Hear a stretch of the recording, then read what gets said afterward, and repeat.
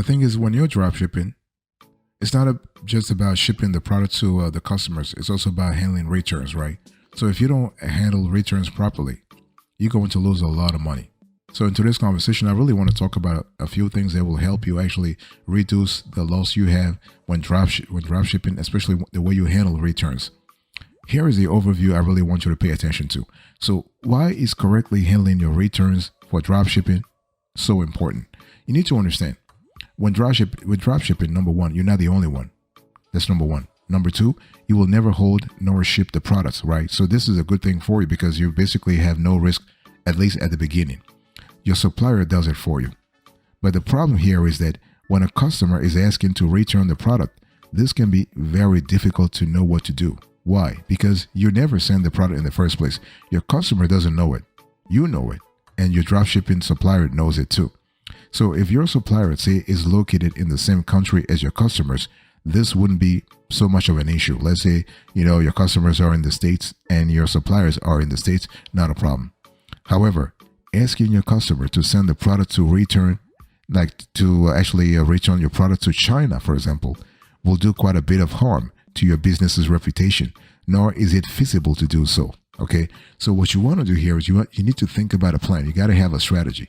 You need to have a hassle-free returns policy, whereby you are basically reassuring customers that they are covered if, for whatever reason, they're not happy with your products. Okay, and this in turn will help you with more conversions in the future. I mean, in other words, this is how you build brand loyalty for your dropshipping business, okay? And you need to understand that when we talk about handling returns, it's not just about the sales. It's about the reviews that you might have online about your products or service. It's also about your reputation as a company. And I've said this on other shows that your customers have no idea that you are dropshipping. For them, you are a legit business. You are basically manufacturing the products. You are storing the products. You are shipping to them. They don't care about the dropshipping arrangement you have had. So it's up to you to make sure that the process has to be as seamless, when it comes to not only the delivery of the original item, but also when it comes to the return. So this is important.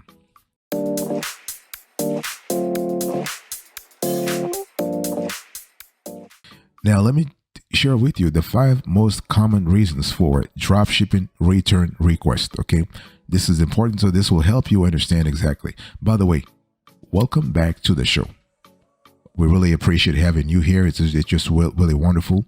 And so here are the pro tips you need to have in mind when actually tackling this whole issue. So when we talk about the 5 most common reasons for a return request, you need to have a clear idea of what those reasons are for your dropshipping product, so that you can actually correct them if need be. So if a product is damaged or defective, so for example, the product has arrived damaged, packaging battered, or perhaps it just doesn't work, understandably, the customer will want to return the products. Okay, so this is where you got to go back to your supplier. This is like supplier vetting, supplier management 101, dropshipping supplier 101. What systems do you have in place in terms of sourcing, vetting, and monitoring your suppliers? It's not just about finding your suppliers in the first place, or it's not about just vetting your dropshipping suppliers in the first place, but you need to have a system in place where you're constantly monitoring the quality of your dropshipping suppliers, okay, so that the products that they are shipping to your customers are neither damaged nor defective. Another reason why customers might return the products is that the product does not match your store's description. So perhaps the color, style, or other specifications doesn't match the one shown on your store's product page, either in the description or the images used. So this is one reason why you should never copy paste your supplier's product page, nor more so if they are located in China, because the translation can sometimes be a little off and sometimes even misleading. So this is important, okay? The third thing is that if you have incorrect size, so the product being an incorrect size may not even be yours or your supplier's fault. The customer could have just got it wrong. Nonetheless, you have to honor the returns in this regard, just the same way you did for others. Okay, so this is really important. Now, what I'm trying to say here is that I'm trying to say that you need to build a stronger relationship with your supplier. You need to cultivate a tighter relationship. It's not just you trying to sign a contract that, like, a customer places an order and you just shipped that order to the supplier and that's it. No, you have to talk to your dropshipping supplier more often. Okay.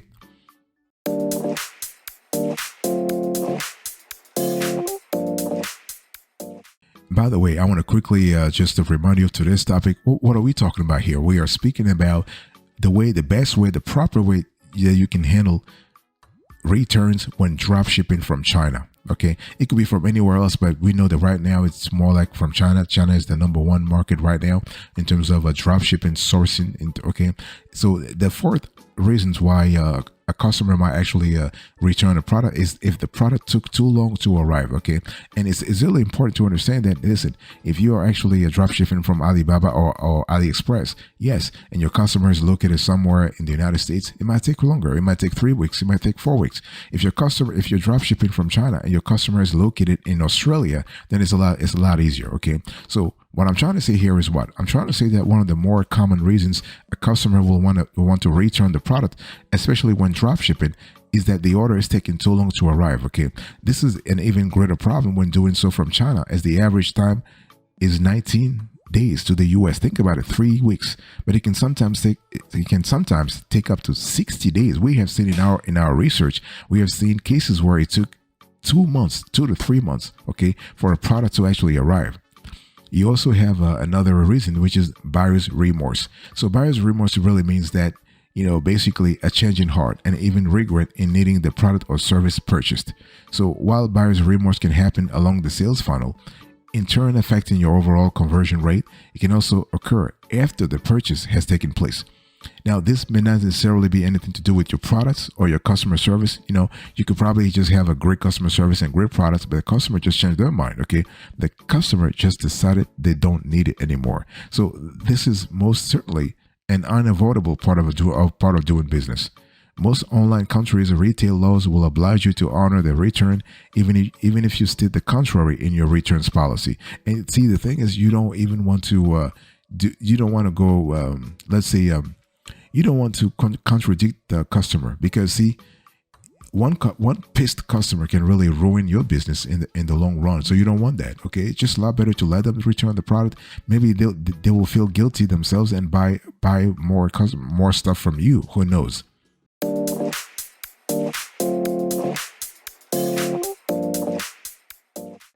So here are the steps I really want you to pay attention to, boss. I really want you to pay attention to. So here are the steps.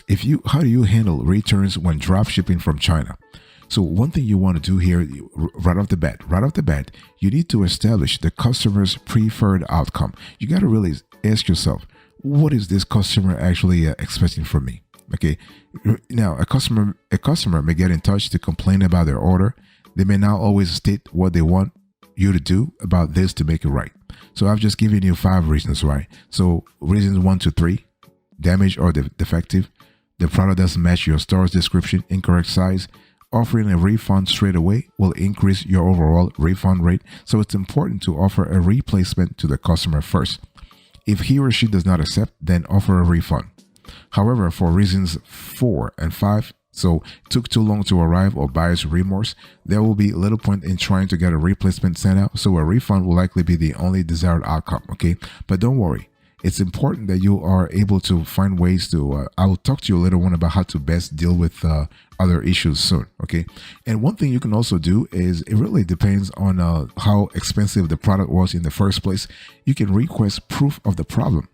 So for reasons 1 to 3, so 1 to 3, damaged or defective, the product does not match your store's description or incorrect size, you want to request your customer to send you a picture or a video demonstrating the problem. It would be best if you had this before any refunds or replacement are issued. So you will then need to pass this proof on to your supplier, your dropshipping supplier, to receive your refund or the customer's replacement. And you can try to offer a replacement products. Okay, I'm just giving you strategies, what things you can do if you want to handle returns when drop shipping from China. So you can offer a replacement product. So this is really in our view, this is the only applicable strategy to the above reasons 1 and 3. So damaged or defective, the description doesn't match, the product doesn't match what your store said it was, or the incorrect size. So offering a refund straight away will increase your overall refund rate. Again, it's always important to offer a replacement before the refund. Ensure that your customer is prepared to wait an additional, let's say, 5 to 10 business days before arranging the replacement. If he or she is still not happy, you can always offer a percentage refund to sweeten the deal. This usually works, okay? This is still better than a full refund. And if the customer does not accept a replacement, then move on to the next step that I'm going to talk about soon.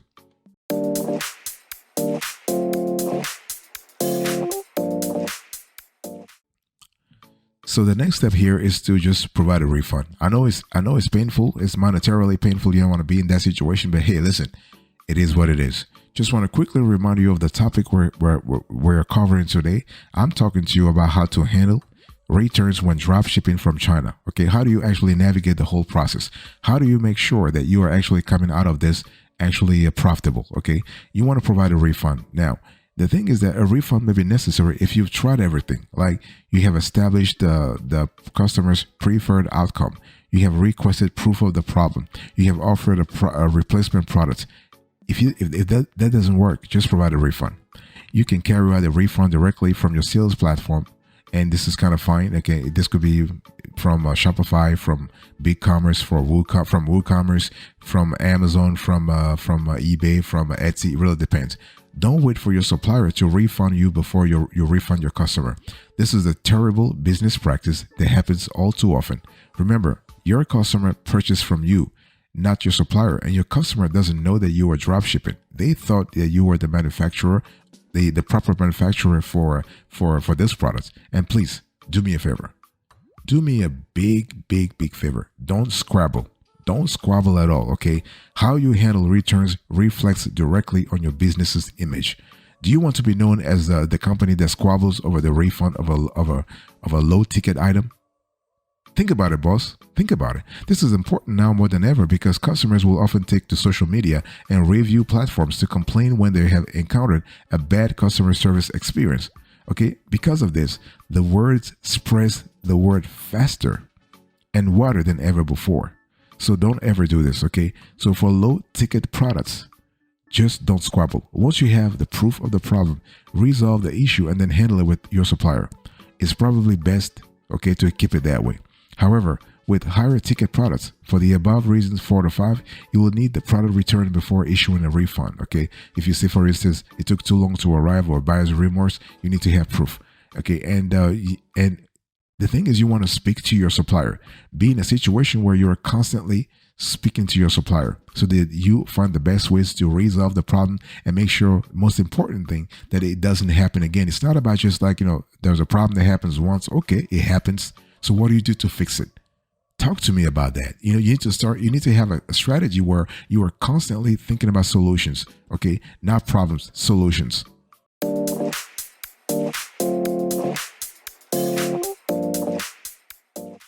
Let me give you a bonus here to sort of help you understand the whole thing here. If you are trying to handle, like, the best way to actually handle returns when drop shipping from China, you got to be proactive with returns. This is so important. I mean, I've explained to you how to resolve return requests, but how can you reduce those probabilities? Well, there are a few things you can do. First of all, try to have a shipping and returns policy. This is really important. I mean, this is actually a way for you to formalize, look at it as a foundation of your procedures. You're trying to formalize, you're trying to contextualize, you're trying to automate all the things that really that will really lead to a return, and all the things that will help you, that will say you as a drop shipper, you will honor a refund request or a return request. Okay, so you want to have a crystal clear shipping and returns policy. And you want to set your customers' expectations before they purchase from you. So if you state 20 days for delivery to your customers, then that's the promise. That's your promise to them. And please try to commit to that. Of course, you cannot be responsible for mitigating circumstances such as customs delays, and the shipping policy is exactly the place to state this.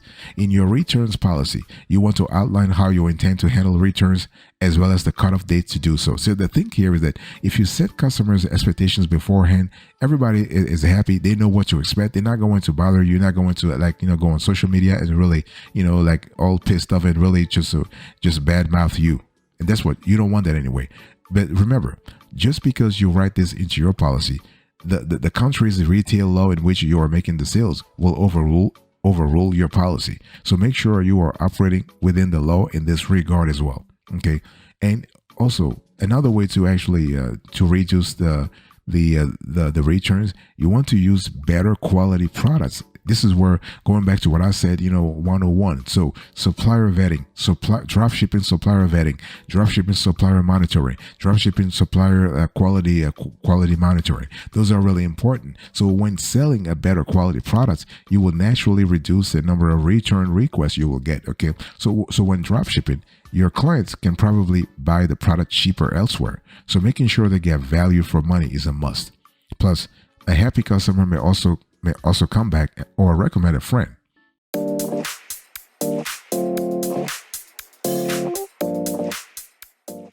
Another thing you can do here to actually reduce the probability of returns or the frequency of returns is to think about, you need to factor returns into the pricing. Because see, the thing is, we're not charities here, boss.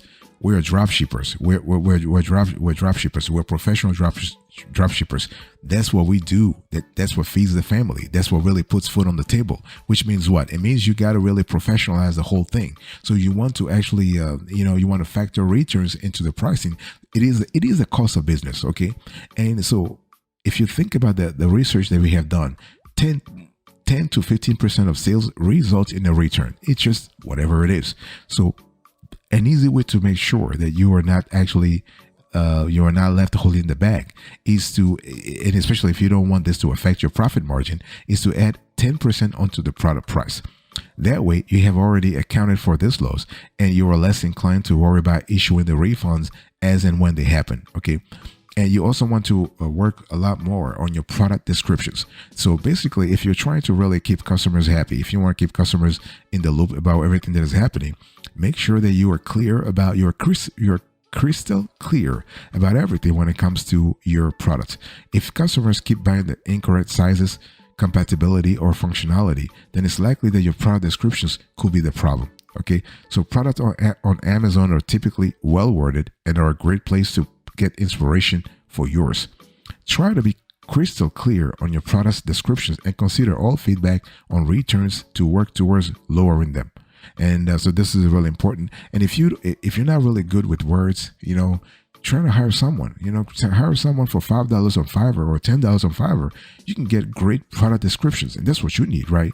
And again, it's a very small investment that can actually get you very, very big results. And that's what you need. You need to have big results. Okay. So product descriptions are really important. And one thing I also want to say here is that make sure the words you use are adding value to the products. The words you use are easy to understand and you are speaking directly to your target audience. Because if you look at your whole strategy in terms of your sales funnel, if prospects don't understand the words you're using to describe your products, they're not going to buy from you. They're not going to convert.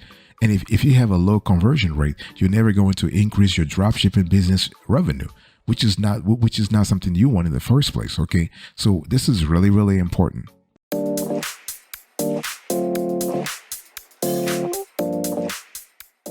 Thank you so much for your attention. I really appreciate it. In today's conversation, I just spoke to you about how to handle returns when dropshipping from China. So I just gave you the 5 most common reasons when the reasons why returns do occur in the first place. You have damaged or defective products. The product doesn't match your store's description. You have incorrect size.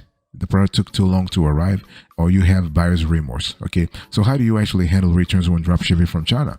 Well, make sure you establish the customer's preferred outcome, request proof of the problem, offer a replacement product, provide a refund if possible, and don't squabble. Please don't argue here. Okay, and Try to speak to your supplier so you can find solutions going forward, and be proactive with returns.